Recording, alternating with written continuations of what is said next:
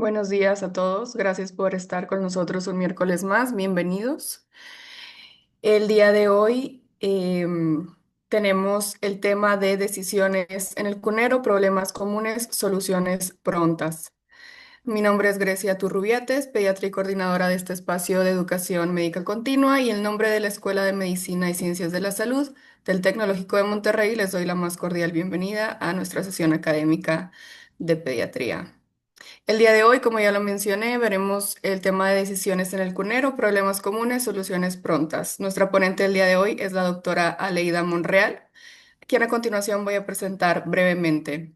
La doctora Monreal estudió la licenciatura de médico cirujano y partero en la Facultad de Medicina y Hospital Universitario de la Universidad Autónoma de Nuevo León.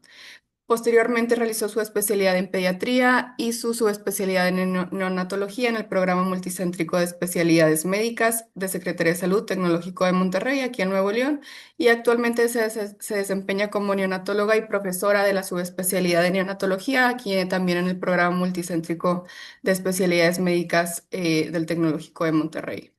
Sin más preámbulo, doctora Leida, muchas gracias por estar aquí y adelante con su presentación. Muy bien. Bueno, pues buenos días a todos. Gracias por contar el día de hoy con su tiempo, que sé que es muy valioso. Y bueno, pues esta sesión queríamos platicar un poco, acerca de problemas que ocurren comúnmente en el área de cunero de los hospitales donde tenemos a nuestros bebés recién nacidos y hablar un poquito acerca de las circunstancias más comunes que nos pueden ocurrir y cómo las podemos solucionar por medicina basada en evidencia y viendo un poco un repaso de forma muy práctica de los padecimientos, pues sí, más comunes. Durante esta plática voy a presentar algunos casos clínicos para que sea pues un poco más, práctico el enfoque. Y pues vamos a empezar. Ok. Bueno, pues vamos a hablar primero de un caso clínico de un recién nacido de término de 38 semanas de gestación que nace es un producto, es un bebé de una gesta uno y es una cesárea programada que la mamá decidió que quería que su bebé naciera por cesárea. Con un adecuado control prenatal se realizó el ultrasonido genético y el anatómico en tiempo y forma. También se hizo curva de tolerancia a la glucosa que sale negativa, pruebas de VIH, BDRL, igualmente negativas. Durante su embarazo no tuvo ningún tipo de vacuna. Y el resto del tiempo su embarazo fue normoevolutivo. Y posterior al nacimiento, el día de su cesárea programada, sin trabajo de parto, solo requiere maniobras iniciales de reanimación neonatal, contando con un Apgar 8.9 y un Silverman 0.1 a expensas de tiraje intercostal. Posterior al nacimiento, inmediatamente se coloca en contacto piel con piel con la mamá. Se pinza, bueno, primeramente se hace el pinzamiento tardío del cordón, más o menos como el minuto de vida. Vemos que el bebé tiene un peso, talla y perímetro cefálico adecuado. Esto lo revisamos posteriormente, ¿verdad? Y se coloca el bebé en contacto piel con piel. Sin embargo, durante los primeros 10 minutos de vida, observamos que el bebé tiene datos de dificultad respiratoria, ¿ok? Tiene un Silverman de 1 con un poco de aleteo nasal y después aumenta a 2 con un poco de tiraje intercostal. Esto entonces pasamos a bebé al área de la cuna radiante y pedimos un saturador de oxígeno, donde nos marca una saturación a 93%, que es una saturación pues dentro de los targets normales para la edad, para el tiempo de vida del bebé. Tenía también una temperatura adecuada en 36.4. Sin embargo, debido al proceso de dificultad respiratoria, de tiraje intercostal y aleteo nasal, decidimos suspender el contacto piel con piel y pasamos al cunero a una incubadora para continuar su observación y vigilancia.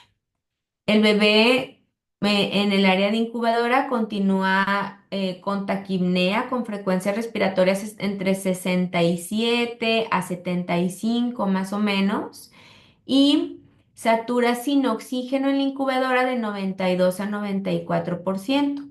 Pero si nosotros agregamos a la incubadora un FIO2 del 30%, que eso se puede realizar en la mayoría de las incubadoras de los hospitales de nuestra comunidad, entonces el bebé, su saturación aumenta a un 100%.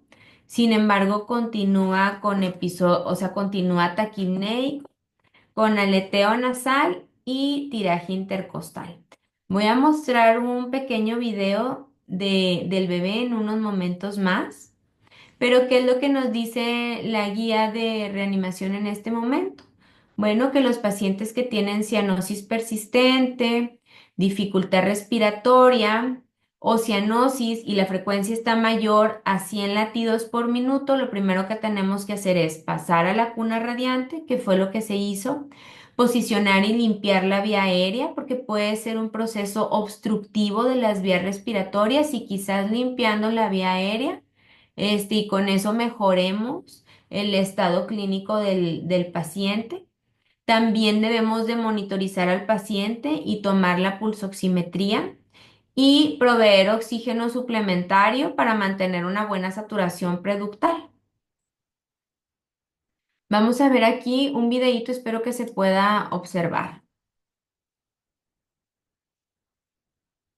Es un videillo ahí corto, pero como pueden observar, el bebé tiene aleteo, tiene tiraje, se observan los últimos tres espacios intercostales y en este punto ya tiene un poquito de disociación toracoabdominal que se observa aún estando en prono.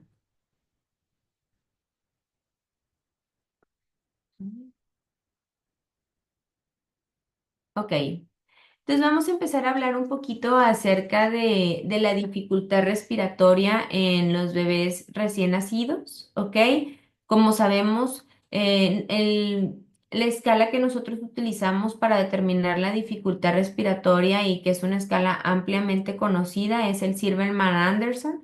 Y esta escala nos mide por un puntaje de 0 a 10 el grado de dificultad respiratoria de los bebés. En el caso de nuestro paciente, pues tenía aleteo nasal, un leve tiraje intercostal y una disociación tóraco-abdominal ya en el momento en el que estaba en el área ahí de cunitas. El tiraje era intermitente, sin embargo, pues sí se presentaba. Em, bueno, entonces, pues una pregunta que nos tenemos que hacer siempre es ¿por qué le está ocurriendo esto a mi paciente? ¿Verdad? Entonces, vamos a hablar un poquito de el líquido pulmonar. Como nosotros sabemos, el epitelio del sistema respiratorio produce líquido pulmonar durante el periodo gestacional del bebé y ese líquido pulmonar puede llegar a ser una cantidad importante que se asemeja a la capacidad residual pulmonar de un recién nacido de término, ¿ok? La cantidad de líquido pulmonar que se secreta es mayor eh, de forma inversamente proporcional a las semanas de gestación del bebé. Y esto quiere decir que en las últimas semanas de gestación, el epitelio pulmonar va a dejar de producir líquido y al contrario, va a provocar la reabsorción del mismo. El líquido pulmonar no es igual al líquido amniótico. Sí hay una mezcla porque el feto, em, el feto a veces tiene respiraciones inútero, ¿ok? Son respiraciones muy, muy pequeñas, no son profundas, y eso puede causar un intercambio de como de 0,5 mililitros entre el líquido amniótico y el líquido pulmonar. Sin embargo, sí es posible diferenciar químicamente uno de otro, principalmente por el contenido de cloro del líquido pulmonar que nos habla que es pues un líquido secretor, ¿verdad? Entonces, como sabemos, debe de haber una reabsorción de líquido, ¿ok? Y posterior a que los bebés nacen, aproximadamente en un bebé de término hasta 100 mililitros de líquido deben ser removidos o absorbidos o expulsados de, pues, de los pulmones y de la vía aérea del bebé. ¿A cuántos de nosotros no nos has tocado que al recibir un bebé, está regurgitando pues muchísimo más líquido del que nosotros podríamos considerar? Em, la reabsorción del líquido amniótico sí se ve directamente asociada a la cantidad de semanas que tiene el bebé de gestación y a la presencia o no de trabajo de parto por la secreción de neurotransmisores como la norepinefrina. Y cuando hay, o sea, en estudios realizados en conejos actualmente, se ha demostrado que en un niño que se hace una cesárea electiva sin trabajo de parto tiene un riesgo mayor, con intervalos de confianza adecuados a un niño que no, a un niño que tiene, que nace por parto o que tuvo trabajo de parto y después se realiza una cesárea. ¿Ok? Entonces, esto es algo importante que nosotros tenemos de que comprender y que tenemos que estar al tanto al momento de recibir a nuestros pacientes. Ahora bien, ¿qué es lo que causa una vez de que el bebé nace y respira espontáneamente, que la respiración espontánea se mantenga, que un niño no haga apnea y que el líquido pulmonar que tiene el bebé se reabsorba adecuadamente o se expulse adecuadamente? Pues la verdad es que los estudios, el conocimiento que siempre se nos ha manejado es que es algo químico, ¿ok?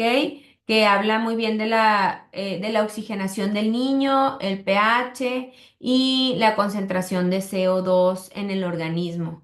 Pero estudios recientes han demostrado que incluso, por ejemplo, hay estudios que se han hecho, no sé, en cabras, en donde se ha demostrado que si no hay alteraciones químicas, la respiración espontánea de cualquier forma continúa.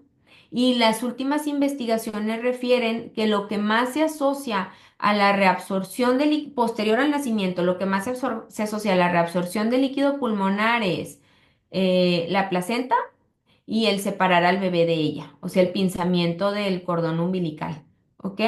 Entonces, ese es como el rol principal de la respiración espontánea y de que el bebé no presente apneas, es pues que no esté como conectado tanto tiempo a la placenta.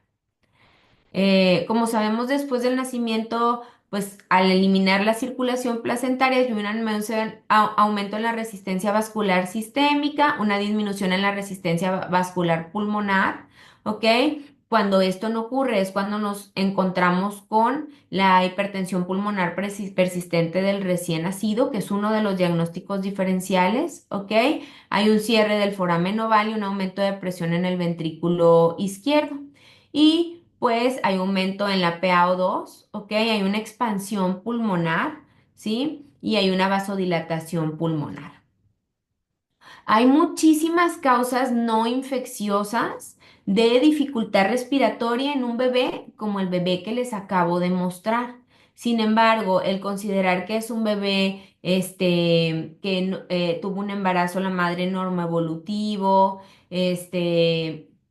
podemos ir descartando algunas situaciones. Por ejemplo, si el bebé aquí ya se encuentra en el área de cunero, ¿ok? Y tiene un FIO2 al 30% en la incubadora, ¿ok? Y esto es al llegar de la incubadora antes de poner oxígeno al bebé.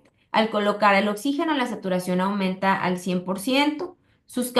Hacemos ¿Qué es lo que tenemos que hacer ya cuando tenemos un bebé en cunero en este momento? Pues tenemos que hacer una revisión del bebé y ver si los campos pulmonares están aereados ambos adecuadamente. En el caso de nuestro bebé, sí, no tiene áreas de hipoventilación y tiene estertores crepitantes bilaterales y el resto de los signos vitales se encuentran sin alteraciones, pero continúa con los datos que ya habíamos mencionado de dificultad respiratoria. ¿Qué otra cosa podemos hacer en cunero con este bebé?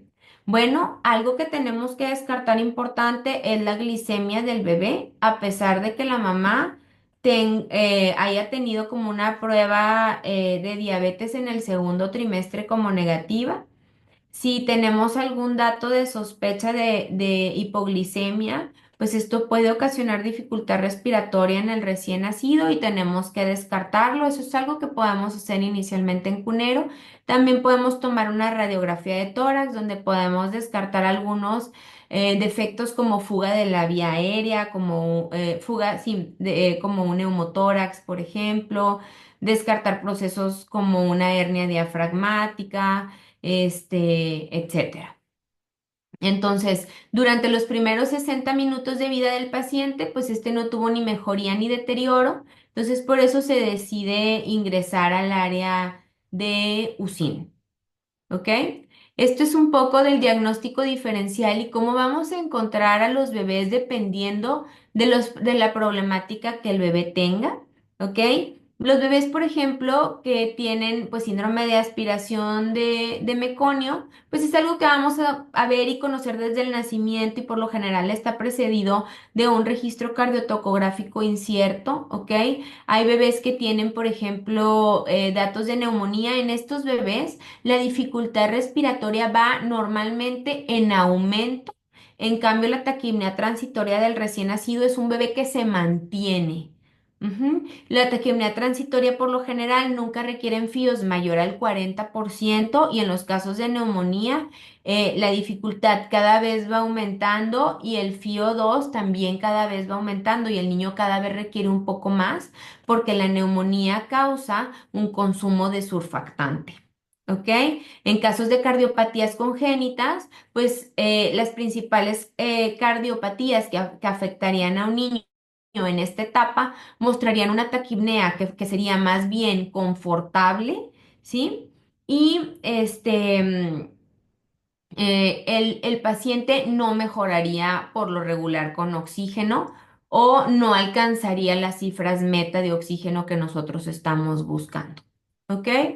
Yo me di a la tarea de encontrar qué es lo que nos dice la medicina basada en evidencia en cuanto a cuándo debemos pasar a un bebé con dificultad respiratoria sin que se ha mantenido digamos, estable, que no tiene un alto requerimiento de oxígeno. O sea, ¿cuánto tiempo el bebé puede quedarse de forma segura en cunero?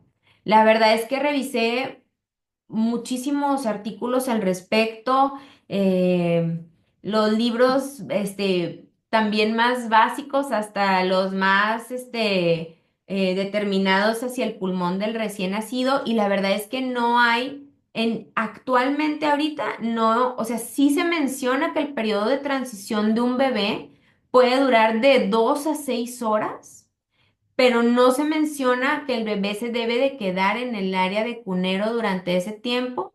Si el bebé tiene taquipnea, frecuencia respiratoria entre 60 a 80 respiraciones por minuto, o si tiene un requerimiento de FIO2 mayor al 40%.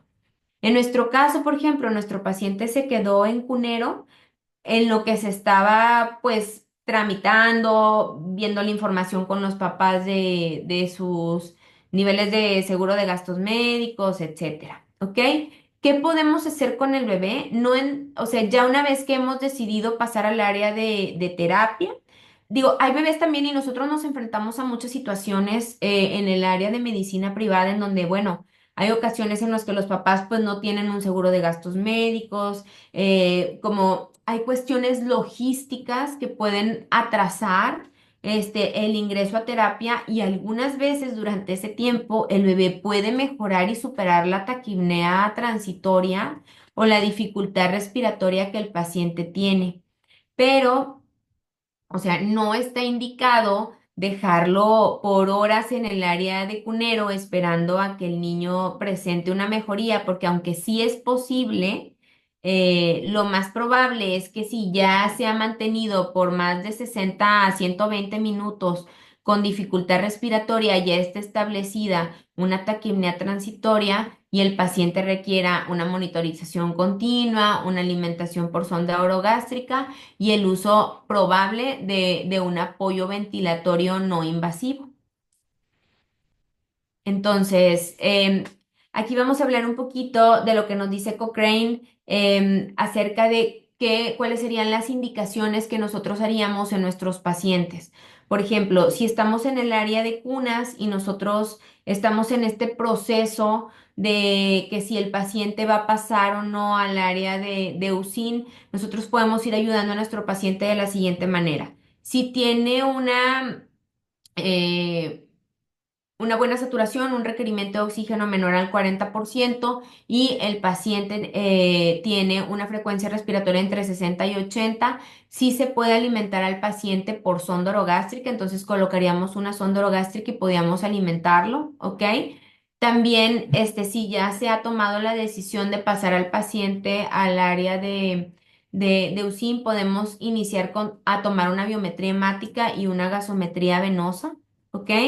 Y el manejo de líquidos, lo más actual es que se refiere que es beneficioso para los niños que existe una restricción en un paciente de término de 65 mililitros por kilo día y en un paciente pretérmino limítrofe de 80 mililitros por kilo día. En un paciente pretérmino que no sea limítrofe, pues tendríamos que abarcar otras circunstancias y para fines prácticos, en este momento yo estoy hablando de los recién nacidos de término usuales con peso adecuado que vemos en el área de cunas, ¿ok?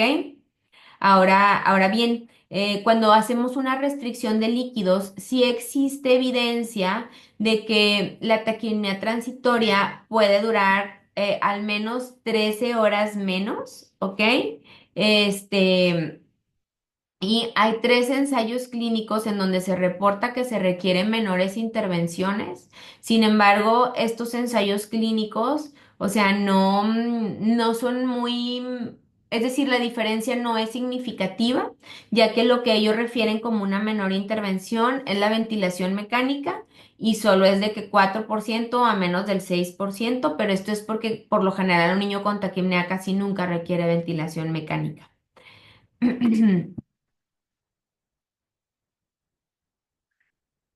En cuanto al uso de diuréticos, que también es algo que en los últimos años como que han aparecido algunos artículos al respecto, las últimas recomendaciones son que no se recomiendan y no hay estudios que muestren que esto puede ayudar a reducir el periodo de estancia hospitalaria o las complicaciones. También hay nuevos estudios en donde se nos habla del uso de salbutamol o budesonida para la taquimia transitoria. En cuanto a la budesonida, no hay ningún estudio que apruebe su uso y que mencione igualmente que haya un cambio en la sintomatología, pero en cuanto al salbutamol hay estudios que son prometedores. Hay 4 estudios que se han publicado a nivel internacional con buenos grupos de pacientes en donde se habla que el salbutamol podría cortar el tiempo pues de estancia. Incluso en nuestro estado hay un estudio publicado a nivel local del uso de salbutamol en la taquipnea, pero lo que se menciona es que se requieren más estudios todavía para probar esta práctica, por lo cual todavía no es una recomendación fuerte. Ahora bien, eh, también una de las preguntas constantes y cosas que se comentan es de que, bueno, yo a veces los dejo un poco con oxígeno y han pasado algunas horas y el bebé pues se mantiene y después poco a poco va superando la taquimnea transitoria. Y sí, como es un proceso benigno que normalmente dura poco, eso puede también ser una verdad.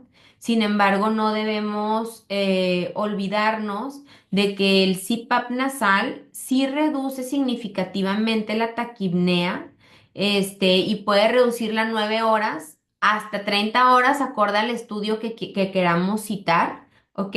No altera el tiempo de egreso, pero el CPAP nasal sí tiene una superioridad contra solo administrar oxígeno en la incubadora, por ejemplo. Ahora bien, hay algunos otros estudios recientes que han comparado el CPAP con el uso de ventilación nasal con presión positiva intermitente, que es una modalidad que podemos poner en el ventilador Drager en los niños con taquipnea transitoria, en donde pues para fines prácticos se está ciclando la respiración del niño. Sin embargo, estudios han demostrado que no hay una diferencia significativa, ni mejora los síntomas, ni causa nada. El CPAP sigue siendo superior.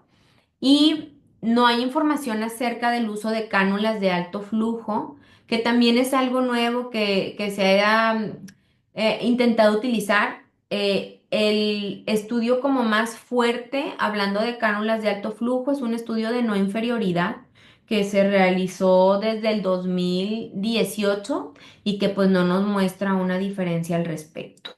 O sea que no muestra que haya un cambio, ¿verdad? En el caso de nuestro paciente, pues colocamos un CPAP nasal, aproximadamente en 30 horas más o menos el bebé ya se encontraba sin taquipnea y inmediatamente lo colocamos otra vez de nuevo con su mamá en el área de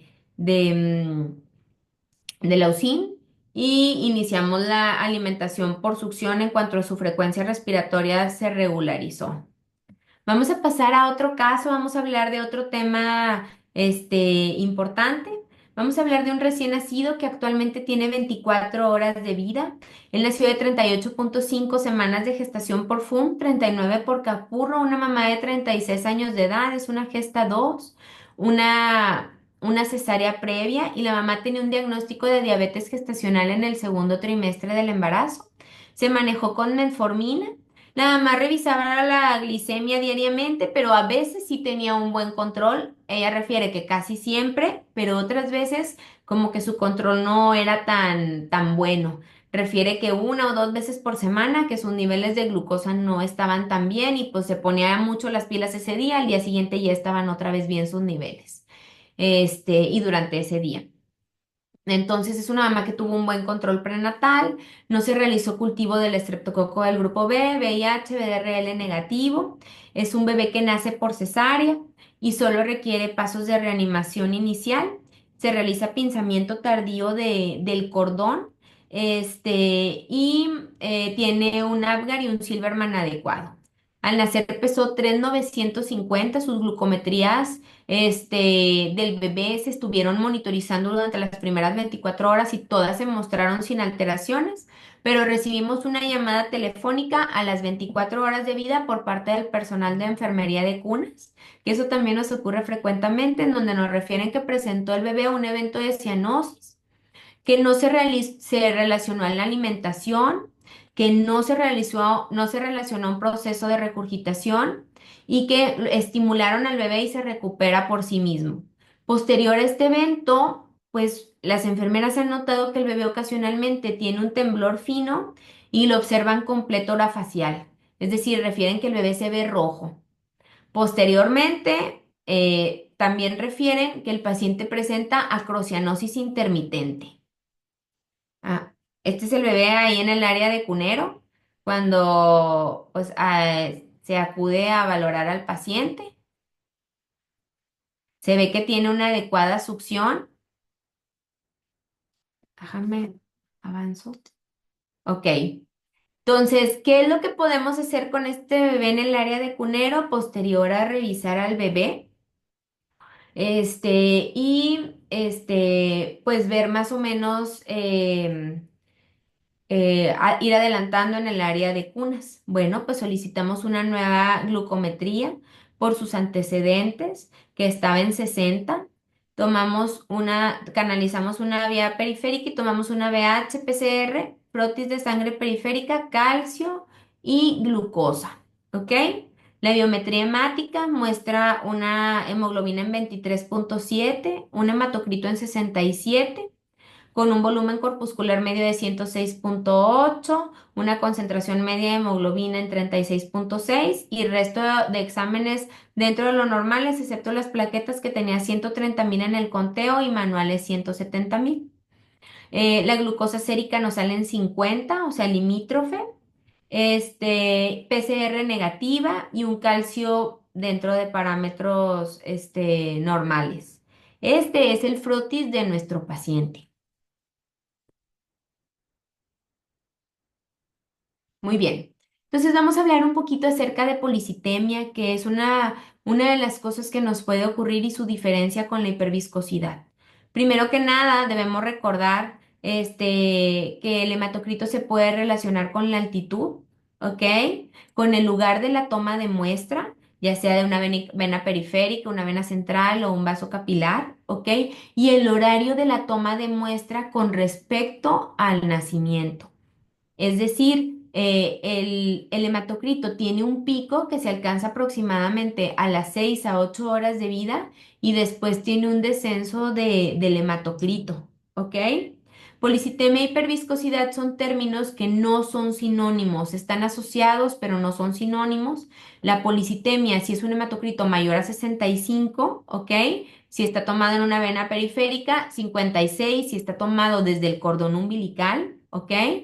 Y si hay una relación logarítmica entre policitemia e hiperviscosidad, y los factores que causan la hiperviscosidad pues son el hematocrito, la deformación de los eritrocitos, ¿ok? Y hay causas activas de policitemia, por ejemplo, las madres con diabetes los bebés tienen un riesgo de un 13% menos un 4,9% los grupos de control, ok, mamás que fuman, que tienen hipertensión arterial o pacientes que tienen sufrimiento fetal. Y en cuanto al pinzamiento tardío del cordón, eso es algo que es controversial y en los últimos estudios ha demostrado que si el pinzamiento dura solamente un minuto no se asocia a hiperviscosidad. Este, entonces, pero si dejamos un pinzamiento del cordón como por muchísimo más tiempo, eso sí se puede asociar a policitemia. ¿Ok? Entonces, pues sabemos que hay múltiples causas de policitemia. En este caso, nuestro paciente pues tiene dos factores de riesgo que son la diabetes y un pinzamiento de cordón que duró más de como lo esperado. ¿Ok? Quería platicar un poco también con ustedes. Este artículo es un metaanálisis de 4 estudios amplios de policitemia, en donde se muestra que los síntomas más comunes son cianosis, plétora, temblor, y ya después de ahí empieza distrés respiratorio, crisis convulsivas, letargia, pobre alimentación, hiperbilirrubinemia, trombocitopenia, hipoglicemia, hipocalcemia.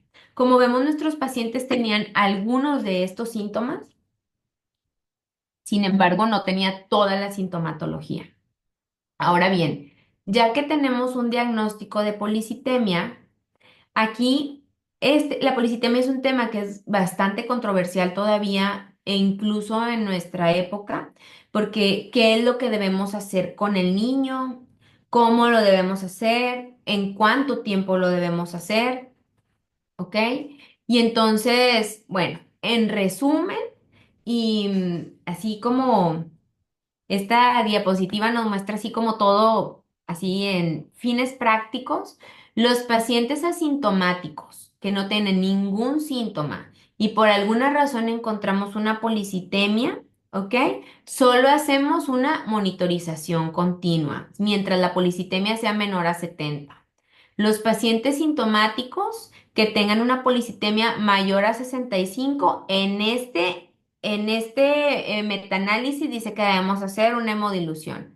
Pacientes con policitemia, pero que tienen algún dato de deshidratación, por ejemplo, pacientes que estén con seno materno exclusivo, no se estén complementando, tengan cristales en la orina, puedes hacer primero una hidratación con cristaloide y pacientes asintomáticos con un hematocrito mayor a 75, sí es una hemodilución porque estos pacientes pueden tener mayor riesgo por por la relación logarítmica que les comenté de hiperviscosidad.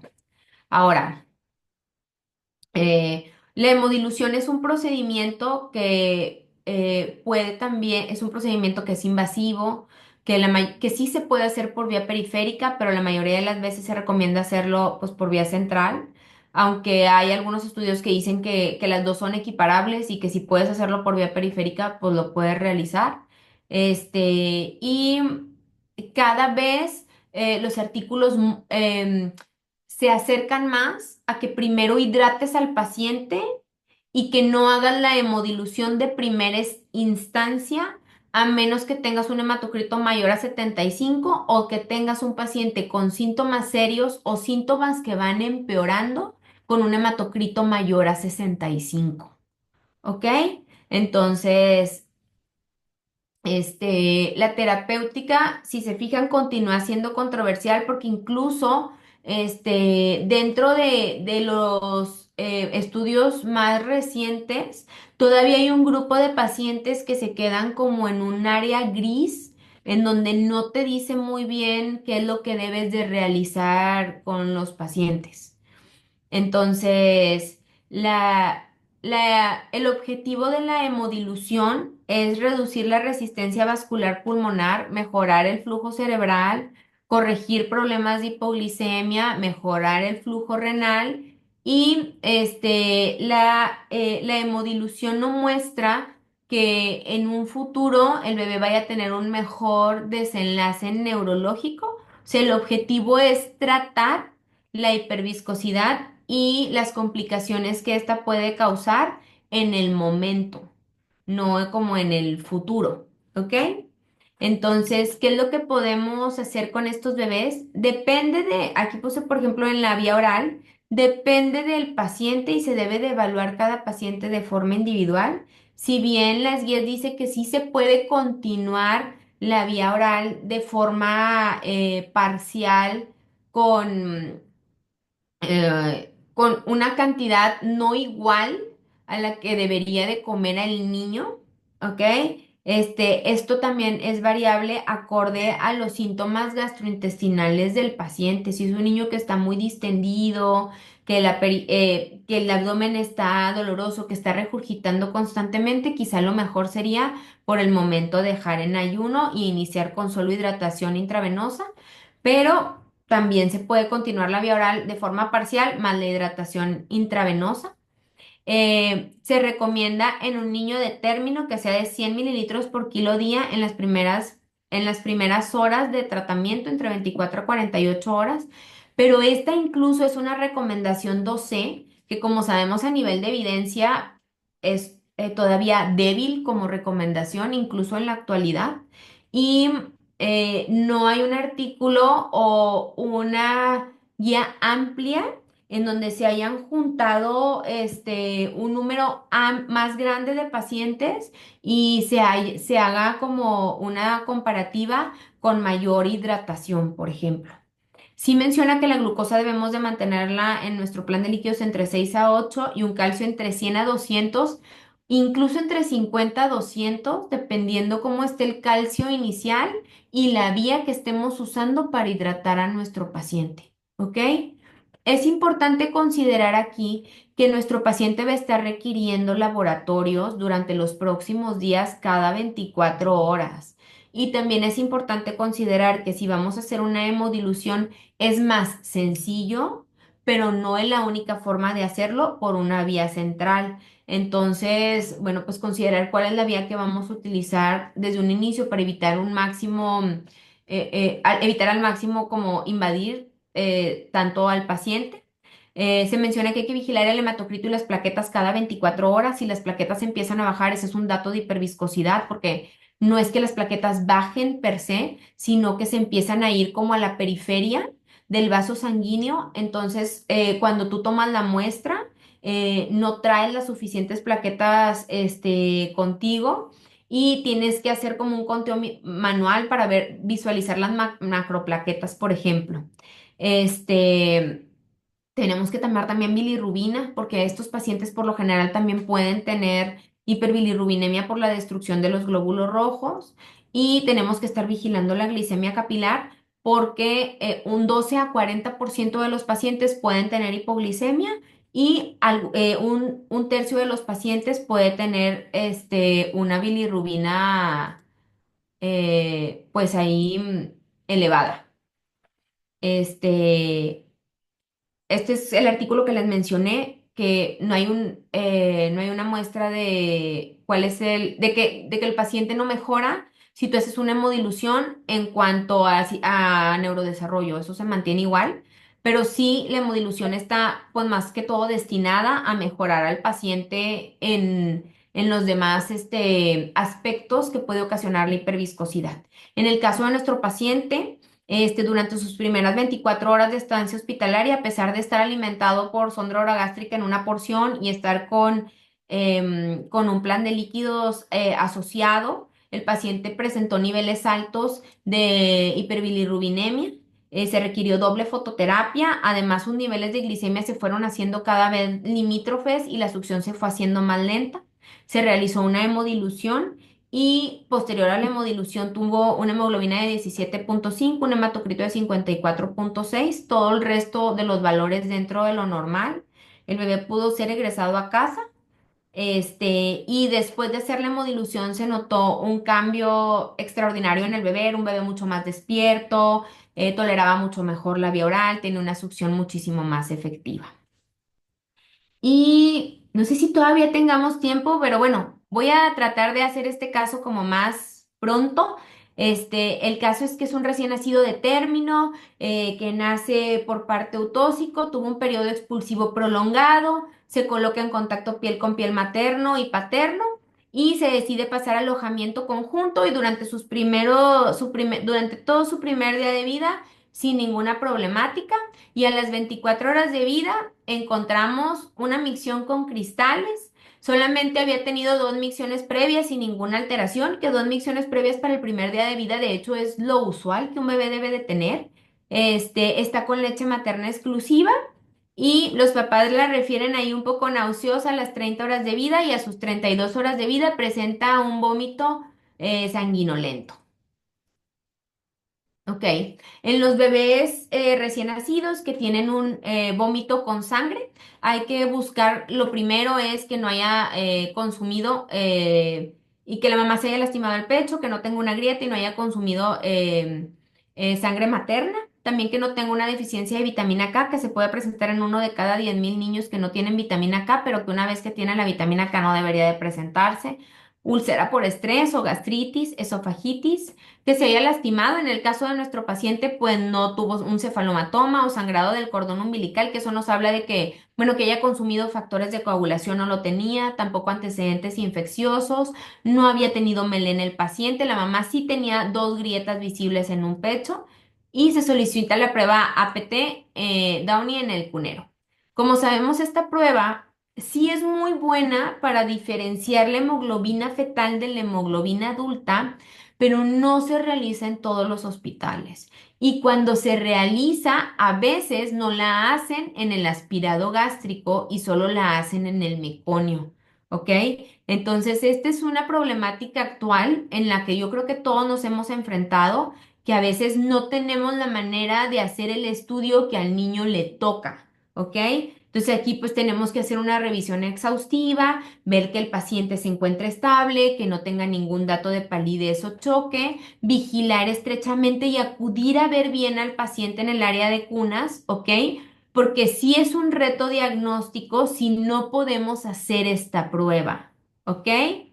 Tenemos que estar muy al pendiente del bebé, la valoración hemodinámica, porque también nos puede ocurrir que, como este bebé, que es otro caso clínico, que ahí como medio junté dos casos, que también era un bebé prácticamente con la misma historia del bebé anterior, pero este bebé después tuvo un vómito completo de sangre, ¿ok? Incluso con coágulos, ¿ok? Y si se fijan en esta fotografía, aunque se ve ahí corta esa foto, eso fue en el área de cunas, por ejemplo, y se ve un bebé que incluso ya se encuentra pálido, ¿verdad?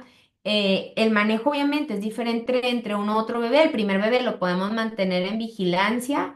Puedes o no complementarlo o la mamá puede extraer leche en cuanto para ir curando esa grieta, ir observando que ya no tenga ese tipo de vómito. Y este bebé, por ejemplo, este bebé requiere un ingreso urgente al área de UCIN y tenemos que realizar biometría, BCM, revisar las plaquetas, buscar déficit de vitamina D, buscar procesos infecciosos, descartar consumo o falta de factores de coagulación, colocar una onda orogástrica de calibre variable dependiendo del bebé, que también es algo importante, y a este bebé se le tiene que hacer una endoscopía que la mayor parte de las veces determina la causa de sangrado, muchas veces puede ser terapéutica, ¿ok?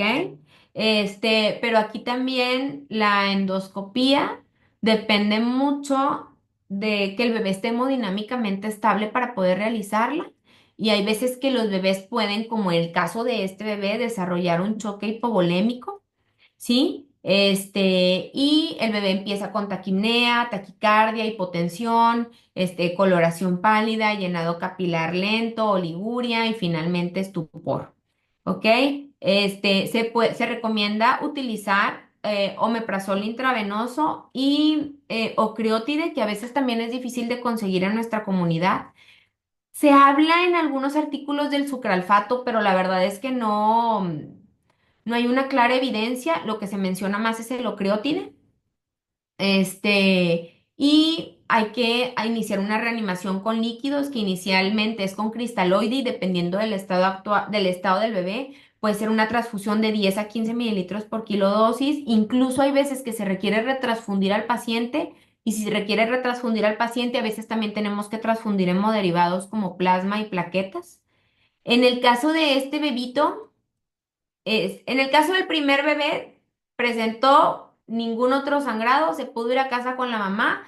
La mamá decidió que ella se sentía muy preocupada por el bebé, por esta circunstancia. Aparte tenía mucho dolor. Entonces, la mamá decidió extracción por 2 días, una asesoría extra con una asesora de lactancia y el bebé posteriormente logró adecuadamente la lactancia y no volvió a presentar estos eventos. En el caso de este bebé, este bebé se tuvo que hacer una endoscopía superior en donde se encontraron dos úlceras gástricas. Era un bebé de 36 horas de vida más o menos cuando esto ocurrió. La endoscopía se pudo realizar hasta el día siguiente. El bebé sí se logró estabilizar hemodinámicamente y el sangrado se detuvo. Este, y em, en la endoscopía, como les digo, se encontraron dos úlceras gástricas y la única causa que se pudo encontrar como probable era que la madre había tenido COVID 2 semanas antes de que el bebé naciera y había consumido múltiples AINES porque tenía fiebre muy persistente. Y pues estos son los bebés, todas las fotografías, imágenes son compartidas con permiso de los papás. De hecho, la última bebé, la fotografía es de hace unas semanas. Ahora sí, no sé si tengan alguna duda o pregunta que nos quieran hacer. Muchas gracias, doctora. Sí, hay algunas preguntas de la audiencia. Una de las que nos han hecho es si es muy necesario pedir el frotis en el caso de sospecha de policitemia. Esto considerando que hay veces que en ciertas horas no hay personal que lo vea y estas cosas que, como tú decías, muchas veces nos vamos a topar con cosas administrativas o de logística que nos van a impedir cómo seguir pues el deber ser, ¿no? Entonces, ¿qué nos podrías platicar al respecto? Sí, la verdad es que el frotis no forma parte del estudio inicial. Ok. En el caso de este bebé, pues se solicitó y pues ya que se solicitó, pues sí nos sentimos ahí con la, este, necesidad de ir a verlo. Y la verdad, si ese frotis lo comparamos con un frotis normal, o sea, si es un frotis francamente patológico, pero no es absolutamente necesario hacerlo. Ok, perfecto. La siguiente pregunta es si nos puedes repetir literatura recomendada para el manejo de la policitemia. Estaba muy padre em, la diapositiva en donde venía. Ah, sí, claro, la Todo. comparto. Sí. Y la verdad es que de policitemia realmente todavía ¿No hay guías establecidas no. aún? Y podemos, o sea, lo que hay son metaanálisis, o sea, ni siquiera hay una revisión sistemática. Ok. Y es un tema que muy bien en los hospitales de nuestra comunidad lo podríamos estudiar y literal hacer una guía, este, nueva de policitemia con la cantidad de pacientes que tenemos y los hospitales amigos del niño que hay. Porque la policitemia también se puede presentar en muchos niños que están con lactancia exclusiva de forma asintomática, ¿verdad? Y hay muchísimos niños que están policitémicos y que no van a desarrollar hiperviscosidad. Los niños que se deben tratar son los niños que están sintomáticos con datos de hiperviscosidad. Sí, creo que eso sería muy importante y de mucha ayuda porque como no hay una guía, pues realmente no hay un tratamiento estandarizado y cada quien, pues con los recursos que tiene, da el manejo que cree que es mejor, pero creo que sería de mucha ayuda tener una guía. La siguiente pregunta es respecto a la inducción del parto. Si a tu conocimiento es la inducción aumenta la probabilidad de algún problema neonatal. No, ni aumenta el riesgo de, o sea, si se induce el parto y esa inducción es exitosa, eso ayuda y disminuye el riesgo de taquipnea transitoria, pero no hay evidencia de que haya un mayor riesgo de taquipnea por inducción, o sea, no existe. Perfecto. La siguiente pregunta sí la mencionaste, pero igual cabría, sería benéfico también repetirlo para que quede un poco más claro. La relación entre el pensamiento tardío y la policitemia. Ah, bueno, muy bien. Aquí, como los que llevan mano en esto, o sea, los principales artículos son pues los australianos. Ellos como han investigado mucho al respecto y lo que dicen es que si un minuto pinzas el cordón, no hay ningún riesgo de policitemia ni nada y todos los efectos son beneficiosos y pues la verdad es que los riesgos empiezan posteriormente, ya con un pisamiento de más de 3 minutos es donde empezamos a ver como el aumento de problemas en los pacientes. Hay incluso algunas nuevas técnicas de nacimiento en donde se dejan como con el cordón incluso conectado como la placenta en loto y pues no está justificado y es un riesgo absolutamente innecesario para los niños y no hay nada que pruebe que no se corren riesgos con estas prácticas de pinzamiento de 10, 15 o más tiempo o hasta que se expulse la placenta. Eso no se ha demostrado que haya ningún beneficio para el niño hasta este momento. Al contrario, se ha demostrado que puede haber complicaciones porque el, es un equilibrio eh, muy difícil de alcanzar porque si depende de los grados de altura que esté el niño con relación a la placenta y puede haber una transfusión materno-fetal. Sí, creo que para realizar eso tiene que estar el personal como muy preparado y saber Sí. exactamente cómo llevarlo a cabo, si no, pues las consecuencias podrían ser mayores que el beneficio que se está buscando. La Exacto. última pregunta es referente también igual a la policitemia. Nos pregunta una doctora que si un bebé con policitemia y distensión abdominal asociada, ¿hay como algo en específico en lo que hay que pensar o son como problemas independientes el uno del otro? Puede haber, o sea, igualmente como hay una pérdida de, o sea, no hay un buen flujo, pulmonar, no hay un buen flujo cerebral, también puede haber un mal flujo mesentérico. Ok, Y entonces estos pacientes pueden desarrollar problemas relacionados a isquemia si no se trata la policitemia y pueden asemejar a enterocolitis y realmente es un resultado de la policitemia.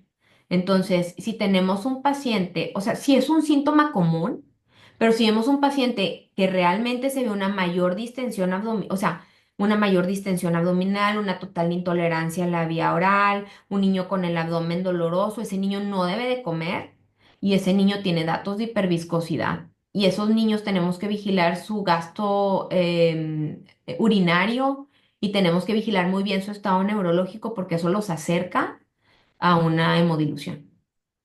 correcto. Pues esas fueron todas las preguntas, doctora. Muchas gracias por tu tiempo, por estar aquí. Una excelente plática, tres casos que nos dejaron mucho aprendizaje. Gracias a todos también nuestros colegas que se conectaron el día de hoy.